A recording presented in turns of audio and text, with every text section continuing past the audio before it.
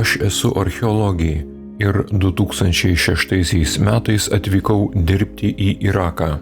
Dirbau Amerikos kariuomenėje.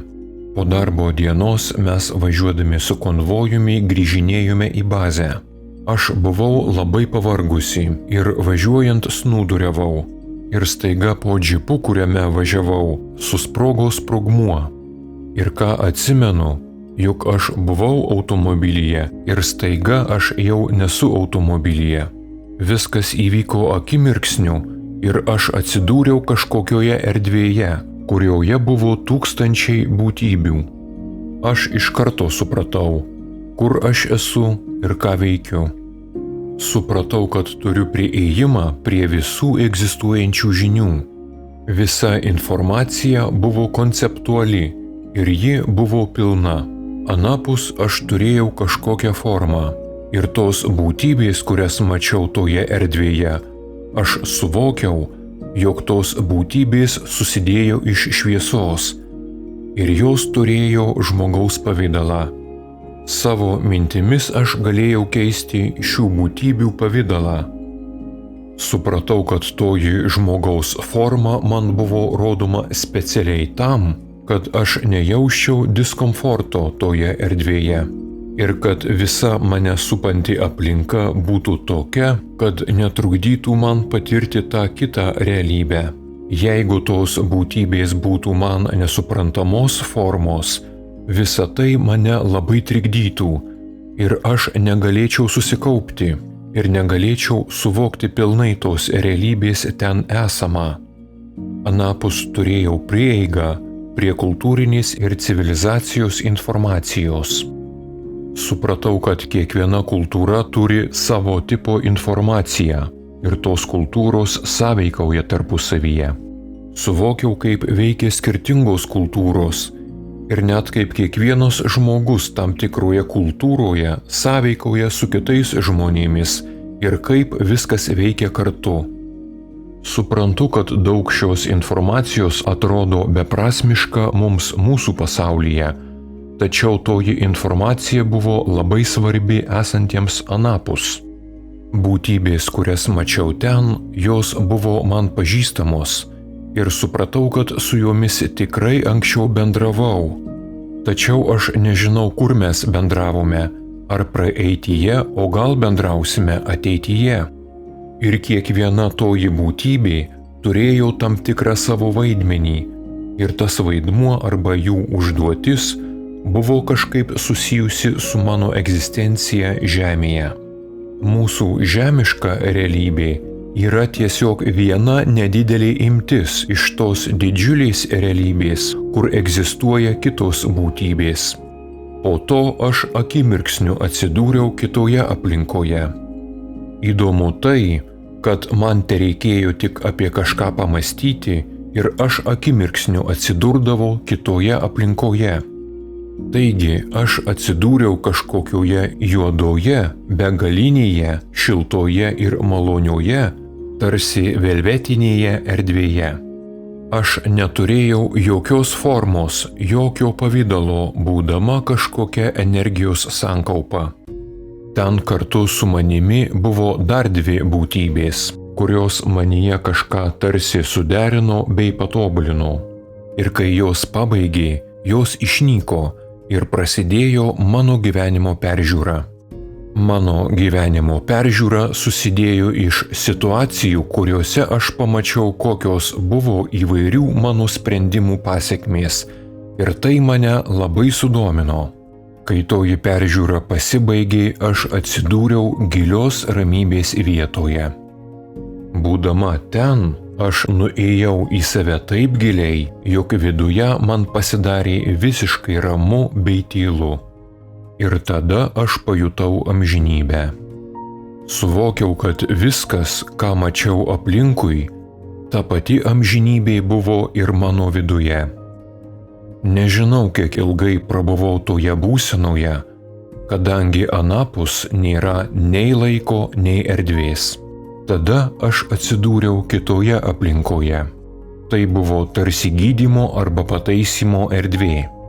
Aš pamačiau šalia susprogdinto džipo gulinčius 4 kūnus. Ir visa toji scena, visas vaizdas man atrodė kaip energijos sankaupos. Kartu su manimi dar buvo dvi būtybės, kurios buvo mano labai geri draugai. Mes buvome pažįstami nuo pat pradžių, bet tai nebuvo mano draugai žemėje. Mes žiūrėjome į mano sužalotą kūną ir peržiūrėjome kiekvieną kūno traumą, svarstydami, ką daryti su kiekvienu pažeidimu ir kaip būtų geriau išspręsti mano sužaloto kūno problemas. Ir tada aš pasirinkau kai kurias savo kūno traumas, kurios man būtų prasmingos vykdant mano iš anksto sugalvotą planą žemėje. Buvo daug džiaugsmo, kai mes žiūrėjome į mano kūno traumas ir sprendėme, kokios traumos būtų man naudingos ir kokios ne. Diskomfortas ir skausmas mums nebuvo aktualus arba svarbus. Žiūrint iš anapus, supratau, kad žmogaus gyvenimas yra labai trumpas ir kad sudėtingos situacijos gyvenime iš tikrųjų yra labai vertingos. Visą gyvenimą žemėje galėčiau palyginti su filmu.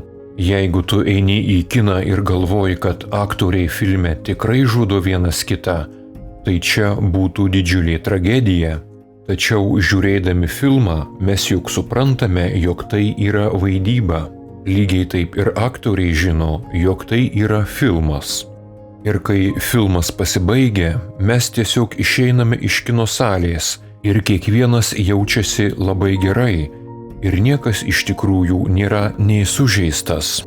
Taip ir mes žiūrėjome į visą gyvenimą iš tos filmo perspektyvos ir susidarė įspūdis, kad mano sužalotas kūnas atrodė kaip filme ir mes neturėjome kažkokio prisirišimo ar kažkokio gailesčio dėl to kūno.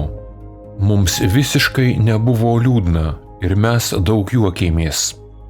Ir kiekvieną kartą, kai mes svarstėme apie kažkokį sužalojimą mano kūne, prieš mane iš karto atsirasdavo tarsi holograminis viso mano likusio gyvenimo vaizdas. Ir tada galėjau matyti, kaip viena ar kita trauma paveiktų mano gyvenimą žemėje ateityje. Aš prisimenu, jog mes pagalvojome, kad reikės pašalinti mano dešinę ranką ir iš karto aš pamačiau visą mano likusio gyvenimo holograminį vaizdą, koks jis būtų be mano dešinės rankos. Tačiau kai esu čia, žemėje, šie dalykai nėra tokie juokingi, bet žiūrint iš perspektyvos anapus, tuos dalykus buvo labai įdomu stebėti. Ir mes sutarėme, kokios traumos bus mano kūne ir kaip jos paveiks mano likusį gyvenimą. Tada aš atsidūriau toje pačioje erdvėje, kur buvo daug skirtingų būtybių ir su jomis diskutavau apie savo tolimesnio gyvenimo planą. Ir kai mes baigėme bendrauti, aš staiga atsidūriau dykumoje, prie įvykio vietos. Aš mačiau visą konvojų ir atrodė, kad laikas yra tarsi sustojęs. Su manimi kartu buvo kelios būtybės ir matydami visą vaizdą mes detaliau kalbėjome apie tai, kas toliau įvyks mano gyvenime, tačiau tai aptarėme jau iš žmogiškosios perspektyvos. Ir kai tik baigėme aptarti mano tolimesnio gyvenimo visas detalės, aš akimirksniu atsidūriau savo kūne. Tuo momentu aš supratau, kad po džipu sprogo sprogmuo, kad mano kūne buvo daugybė sužalojimų ir buvo daug rimtų pažeidimų. Mane nugabeno į Bagdado karo ligoninę ir iš ten išskraidino į Ameriką. Nors mano kūne buvo daugybė sužalojimų, aš nejaučiau jokios baimės ir nebuvo jokio nerimo dėl mano ateities. Nebijojau nei skausmo, nei reabilitacijos. Dabar aš gyvenu pilnavertį gyvenimą ir man labai padėjo suvokimas, kad būtent aš ir pasirinkau tas traumas savo kūne ir tai mane labai ramino. Išnyko kažkoks nepasitenkinimas ir suprantama, jog negalėjau nieko kaltinti dėl šių sužeidimų ir negalėjau pykti dėl šios situacijos. Aš suvokiu, kad toji mano situacija bei mano kūno traumos yra prasmingos, nors ir negaliu detaliai prisiminti, kokia buvo tikroji tos situacijos prasmė.